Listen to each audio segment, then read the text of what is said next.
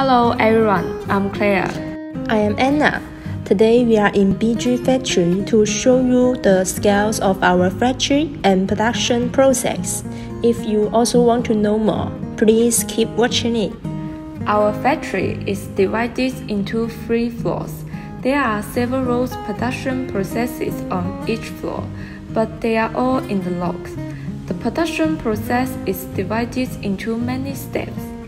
Now we will introduce you from the first floor.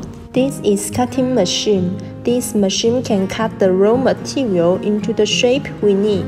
Now the machine is trimming the shape.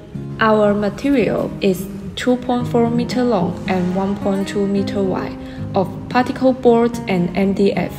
Different shapes need precision machines. If it is arc shapes, we need to use a small machine to operate more accurately, so the cost of arc products will be a little higher.